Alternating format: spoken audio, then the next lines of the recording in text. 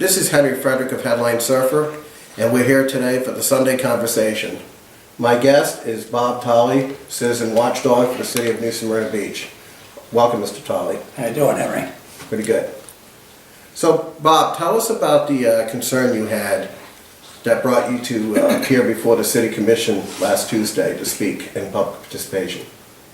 Which one you referring to, the party or the CRA? Either. You made an appearance before the City Commission during public participation, bringing up both issues. Let's start with the party. The party. Very simple issue. I mean, it's so simple it should have never happened, but arrogance always has a way of raising its ugly head. There was two parties given. One for Commissioner Plaskett, one for Commissioner Hathaway. Now, to be clear, Plaskett's was on October 22nd at the Babe James Center, and Hathaway's was, I believe, November 19th at the Mayor's Restaurant. I'm not sure of the dates, but it works. The locations work. There had been prior notice for Lynn's party. Public was invited. It was at the Babe James Center. No, the party was because she retired. She was retired, right. It was a party for her retirement. Right. A lot of us went, had a great time. There was food. You could have something to eat. There was refreshments, drinks like sodas, etc., no alcohol. Lynn had dancing, and it was a really nice party. Who was there among the public officials that you recall? Adam was there, Judy was there. Adam being? Adam Barringer, the mayor. Judy being? Commissioner Riker. Okay. Commissioner Gratzky was there. People from the utility were there. All her friends and family, certain family members were there. How about city staff? Yeah. Colin was there. No, Colin being Colin Rishatad. Assistant City Manager. Pam Brancasio, City Manager, was there. I believe Ron Pagano, Police Chief, was there. It was a nice cross-section of folks from the city and the public. How many people would you say in total were there? Oh, wow. Well, people were coming and going, so maybe 100, 150. It's a big crowd. Nice crowd, nice, and it was a great time. And Plaskett was presented with a plaque and some kind of a picture? Yeah, the picture that was hanging on the wall of her down at City Hall. What was the picture? They all have a picture taken so that they can show the commissioners and the mayor. I'm not sure where it was hanging, if it was hanging in the lobby area, the vestibule area. Is this like a portrait shot or something? Yeah, it was her portrait. Very nice. And we really had a good time. The public enjoyed being there for her.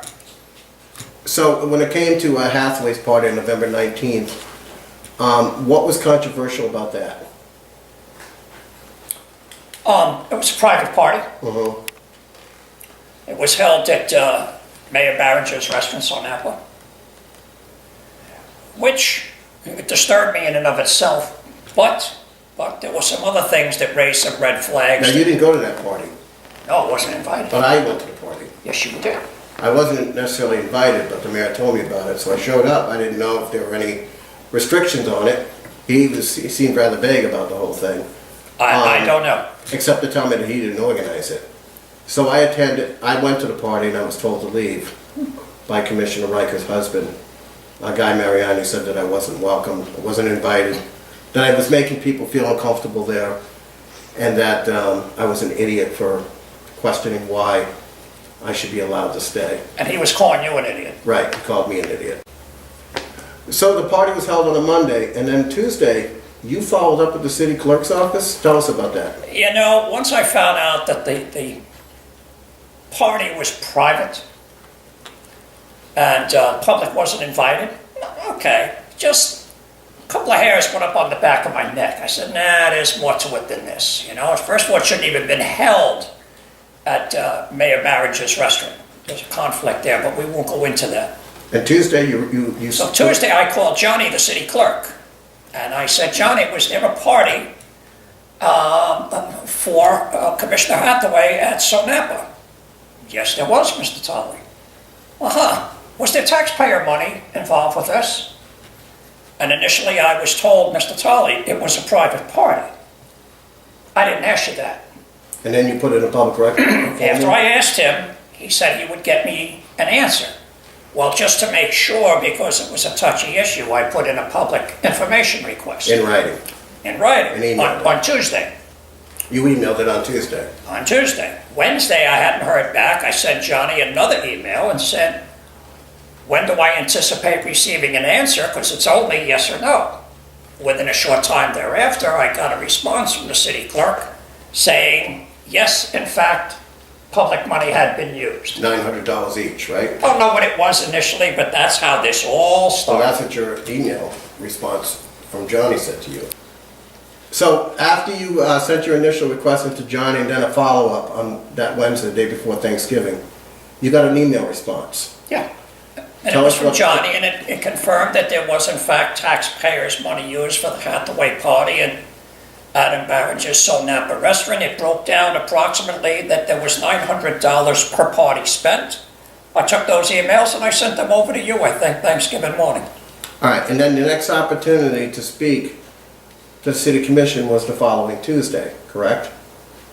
Yes. Okay, so when you went before the city commission and you asked them about these things, what was your point and how did they react to you? Well, they reacted just the way I knew they were going to react. They had already shut down. I wasn't going to ask them any questions because they weren't going to answer any. Well, it's funny about the Thanksgiving thing because the city hall was closed on Friday. I couldn't reach the mayor over the weekend, so I made a verbal request of my own for a public records request on that Monday.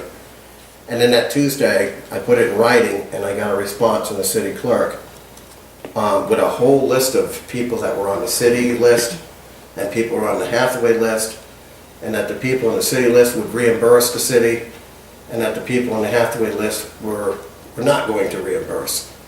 With that, you got the same email request, I believe, or response for the information. Yes. And then you took that with you, or took that information with you to the city commission meeting on Tuesday night and addressed the commission, correct? Yes, but I don't have it clear on my mind about the reimbursement issue at that point. Well, it wasn't really clear. It It was was, a it was list. always nebulous. Yeah. You know, at first we didn't pay for it, then we did pay for it. Well, everybody's got to reimburse. The numbers didn't even add up on who was on the list. Just too many games. They had gone into a mode now, a damage control mode. That's why I didn't bother asking them questions that night. But why would they do that? Because they knew they got caught with their hand in the cookie jar. Period. Simple. Instead of owning up to the fact, we get this huge cover-up. One lie after another, one distortion after another. Well, let me ask you this, because, I put in my own public records request earlier in the day, I asked specifically whether the city attorney, Frank Gummy, or the city manager, or the mayor, or any combination of three or all of them, had discussed the ethical, legal, or potential conflicts of interest, issues related to having a private event in the mayor's private restaurant while he's serving as an elected official, which on its face doesn't look good with state ethics laws. I'm not going to comment on that because there is something in progress regarding that matter, so I don't want to even go there today. But tell me about your meeting, tell me about your appearance before the city commission. You addressed specifically the situation with Gummy and the mixing of public and private. Well, don't forget, at this point in time now, I had already been informed that I believe it was Commissioner Jones was under the impression when he got to the party that he was willing to pay, but then was informed, don't worry about it. In essence, it was taken care of. Well, I interviewed Commissioner Jones prior to Tuesday night's meeting, and he told me he brought money for himself and his daughter. He didn't want to go alone, and he was under the impression he was supposed to pay. Because it was a private event, it wasn't public like Lynn Plaskett's earlier party. And when he went to pay for his dinner, he was told, no, Don't worry about it. the only thing that is paid for here are the drinks. So it's a far stretch from what he was told as to what their position is now that everybody was always supposed to pay. And again, it goes back to the hand in the cookie jar. But go ahead. I'm not really sure in my own inquiries as to whether anyone was supposed to pay, not pay. It's really unclear. But let me ask you a question. Any party I've ever been invited to in my life, if there was an RSVP, you either put a deposit or a payment with your RSVP response, or you paid when you got to the party. In the case of this party, There was no money paid up front by anybody, and it's only now, quote, that they're reimbursing. Why would you be reimbursing? It should have been paid that night. Well, you said basically that you had an issue with the party being held at the mayor's restaurant to begin with. That's right. That would have clarified a lot of these cloudy issues. An elected official cannot gain from their position or influence. So you were saying that you don't believe the party should have been held at the mayor's because of the ethical or legal or potential conflicts of interest. That's the whole key with this thing. I mean, everybody's misconstruing that I'm complaining about the $900 or whatever the amount of money was. It's about having the party at the mayor's restaurant and then everybody doing these follow-up lies. That's what this is about. Well, I think what's confusing to the public is that $900 turned into $1,410 that was given to the mayor's restaurant with a credit card payment. Then supposedly she told the News Journal after our story was published that it ended up being like $1,200 or something like that, and that the city was going to, it wasn't clear about reimbursement. So go ahead, take it from there. She uses the word reimbursement in the article. I mean, it comes from her, it's her word. So again, I go back and say, why do you have to reimburse something that should have been paid for in the first place? But there's something key missing here. There's no mention of the money made by Mayor Adam Barringer in the restaurant for liquor sales. Not even included, not even mentioned. So again, he financially benefited. If the party had been in any other location, or if the public had even had a mention of the party, we wouldn't be having this. Well, let me ask you this. They said that the meals were $30 a piece, approximately. How do we know that the cost of mayor, what the cost factor was for the mayor for each meal? Again, I don't want to try to guess what they were. Again, you're asking me the points why people are upset about this. As you have mentioned in the past, there are people out here can't pay for a meal. Why are elected officials and a certain bunch of people and staff getting a freebie? That's the key with this. Now, you addressed these issues to the city commission. What was their reaction? None. They were in damage control mode. You made a suggestion about Frank Gummy, the city attorney. Yep. Tell us about that. Well, look, a couple of weeks before, Frank in that room said, Frank Gummy, told them specifically that they cannot financially gain from their position. Yet here we are several weeks later, they are doing the very same thing that he told them they cannot do, but this time the problem's worse because Gummy's standing there feeding his own face. You don't find that ludicrous? If anything, Gummy shouldn't have went. Gummy should have never went. He should have told Adam, you're going to have a problem here, and not gone to the party. Same thing with Pamper and Casio. All of this wouldn't have happened, except arrogance came into play. It's all arrogance. Even if they had paid their own way, the fact that the mayor's venue was used, that's the where problem. money was coming to his restaurant. Yep. That's it. That's it. Let me ask you this. They can't get this. Could they have held it at any other restaurant? They're saying that they had a dinner party for 50 come people. on. How many other great restaurants we got around town could have held this party? Why didn't we have it at the Brandon Center? Why don't you let some of the public come in? Where was, say, Jimmy's constituents that supported him all these years? Would they get thrown under the bus? They wouldn't even get a card. Well, some of his friends were invited to the party, the Peterson family. Of chosen few. And they didn't pay. Apparently they don't have to pay. Ah. The other thing that I found a little strange was that Bragaccio's own executive secretary, Sandy Winkler, is listed, where she and her husband are listed under Hathaway as retirees, even though she works... Member of staff. Right, she's on the city staff, she's paid $55,000 plus a year, and she's in a state's drop program. Should she be getting a free meal as well? Oh, please. Like I said before, there are people out here that can't put food on their table. You have to ask me that question? I mean, the city manager said that Mrs. Winkler has done a yeoman's job and that she deserves a medal for all she does. Fine. Pay for your meal. Give it to her some other way. Why should she be there on the taxpayer's roll? That's all. Where do you go with all this? Exactly where we are going, which I don't want to discuss today. All right, you said there were some other issues you raised at the at the Meeting? The meeting about the CRA. Tell us about that. The general consensus out here is that this commission and this mayor or certain members of this commission are taking care of their cronies. That's why I always use the words corruption, cronyism, and collusion. They're taking care of their own. We've got people getting CRA money for stuff they should never be getting paid for, but they're friends. They're buddies. They're high school chums. How do you think the rest of us think You're out here? referring to Dave Fernandez, the mayor's boyhood friend, who got $20,000 for his bar. We go back to the Schultz issue, which again, I don't want to discuss because something's in the pipeline on that one. In summary, Shilsky was, Chad Shilsky, he's a restaurant owner on the beach side. He was on the CRA. He sought a grant, sizable grant for his business to improve it. Barringer Construction was brought into it as a contractor. Both Barringer and Shilsky abstained in their respective agencies, CRA Commission and City Commission.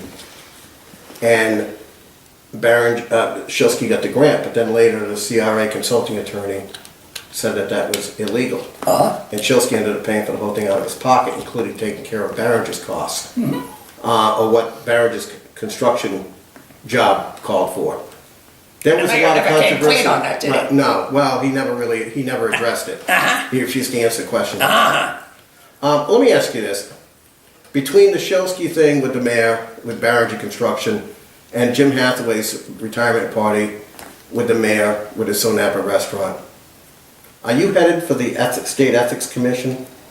Oh, Is we're this where this beyond belongs? that one now. No, I have to say, I'm not going to discuss it as I've said before, but I can clearly tell you that this is beyond just simple ethics commission. So where should the public go with this? You're the citizen watchdog. I mean, how many years you been going to these meetings? 12. And what have you seen? What's the trend now that you're seeing? Or is there one? The trend now of the time I've been there, we had trouble with each administration, but I've never seen the arrogance being displayed, the indifference towards the taxpayer that I see now. We're going to take care of our chums, our cronies. You don't like it? Too bad.